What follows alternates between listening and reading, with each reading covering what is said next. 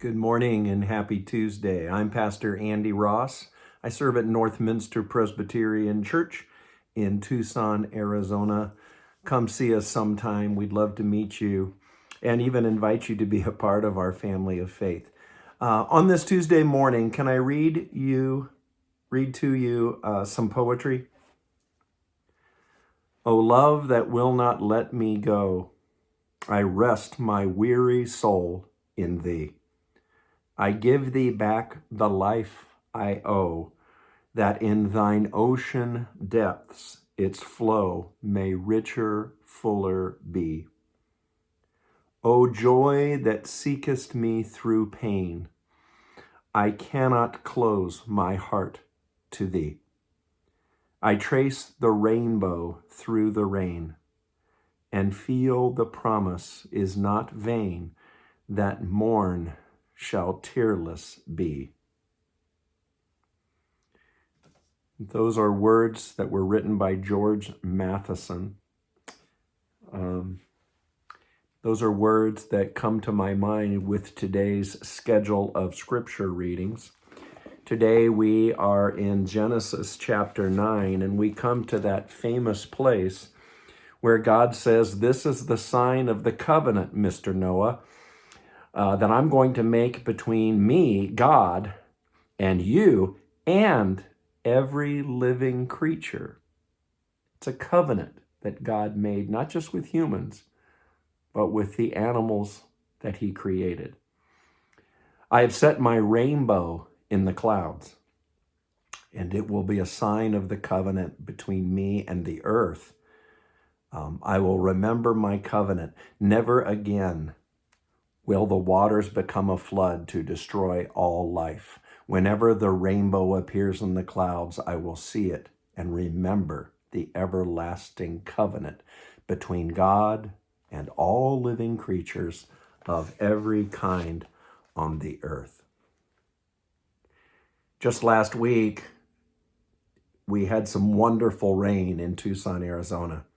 If you're not from around here, Tucsonans go a little giddy when we have good rain.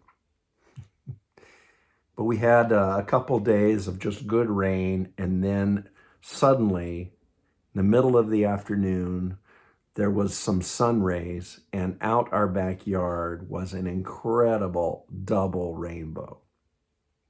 And it was just such a joy for us. I ran out, I took pictures. It was so vibrant.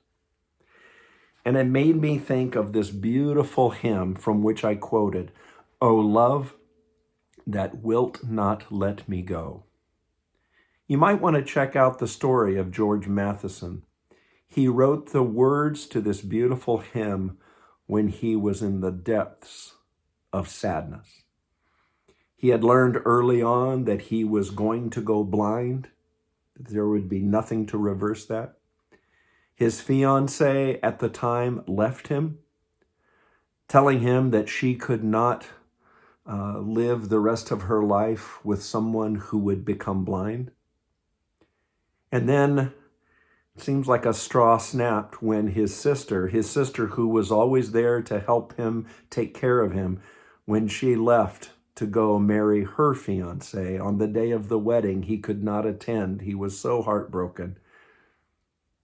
And he wrote the words of this hymn. And listen again to this one line. It's so powerful. "O joy that seekest me through pain, I cannot close my heart to thee. I trace the rainbow through the rain, and feel the promise is not vain, that morn shall tearless be." Sometimes the Christian life is just holding on through tears, through great loss, through just sadness. That's where God comes in with the sign of the rainbow. Wonderful prisms in the sky made from refracted light through rain atmosphere. Trace the rainbow through the rain.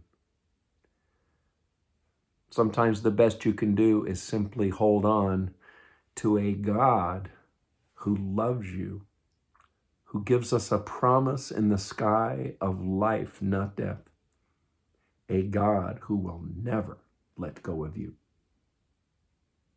Blessings on your day.